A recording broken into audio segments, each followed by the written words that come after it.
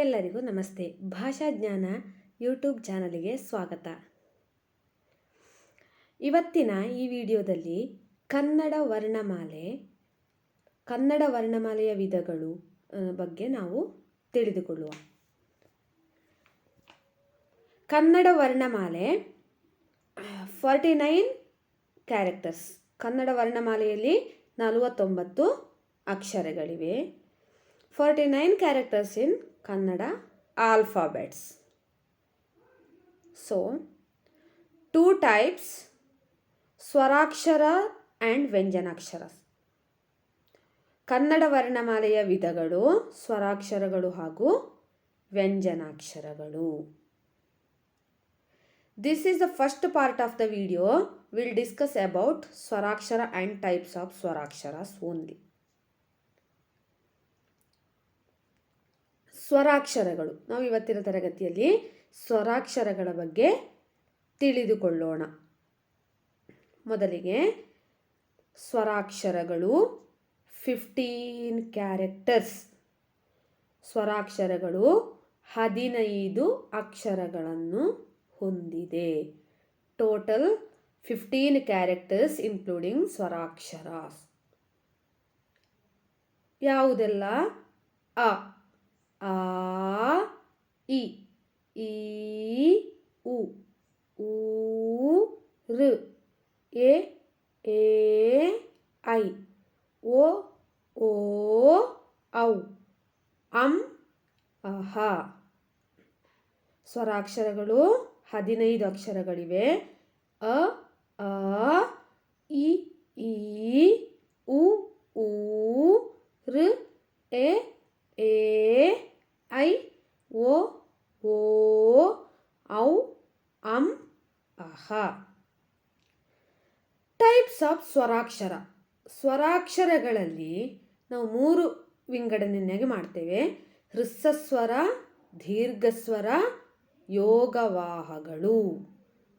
ಹ್ರಸ್ವಸ್ವರ. What do you mean by ಹ್ರಸ್ವಸ್ವರ? ಹ್ರಸ್ವಸ್ವರ, very little time to take pronunciation.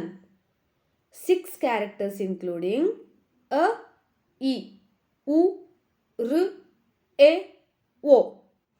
Very little time to take pronunciation. 6 characters: a, e, u, r, e, o. ದೀರ್ಘಸ್ವರ, time to take pronunciation. ದೀರ್ಘಸ್ವರ means time to take pronunciation. A, E, U, A, I, O and ಔ. 7 characters including ದೀರ್ಘಸ್ವರ. ದೀರ್ಘಸ್ವರದಲ್ಲಿ 7 ಅಕ್ಷರಗಳಿವೆ. ಆ, ಈ, ಉ, A, I, O and ಔ. ಯೋಗವಾಹಗಳು. ಅಂ and aha is called as ಯೋಗವಾಹಗಳು. Um is calling ಅನುಸ್ವಾರ, ಅಹ is calling ವಿಸರ್ಗ. ಯೋಗವಾಹಗಳು ಅಂ and ಅಹ. ಅಂ ಅನುಸ್ವಾರ, ಅಹ ವಿಸರ್ಗ. ಗೊತ್ತಾಯ್ತಲ್ವಾ? ಕನ್ನಡ ವರ್ಣಮಾಲೆಯಲ್ಲಿ 49 ಅಕ್ಷರಗಳಿವೆ. 49 characters in Kannada alphabet. Kannada Varnamale having 2 types, Swaraksharas and Vyanjanaksharas. This is the first part of the video. So, I told only Swarakshara, types of Swarakshara only. So, Swaraksharas, 15 characters.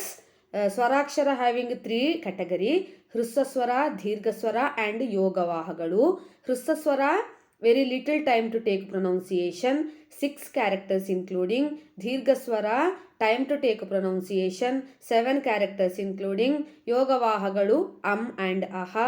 Am is called as anuswara, aha is called as visarga. A video on how to write Kannada letters will be given in the next part. How to write the Kannada letters will be given in the next part. ಹೇಗೆ ನಾವು ಕನ್ನಡ ಅಕ್ಷರಗಳನ್ನು ಬರೆಯುವುದು ಎಂಬ ವಿಡಿಯೋವನ್ನು ಮುಂದಿನ part ಅಲ್ಲಿ ನಾನು ತಿಳಿಸಿಕೊಡ್ತೇನೆ. ಈ ಯೂಟ್ಯೂಬ್ ಚಾನಲನ್ನು ಆದಷ್ಟು ಶೇರ್ ಮಾಡಿ, ಸಬ್ಸ್ಕ್ರೈಬ್ ಮಾಡಿ ಹಾಗೂ ಲೈಕ್ ಮಾಡಿ. ಎಲ್ಲರಿಗೂ ಧನ್ಯವಾದಗಳು.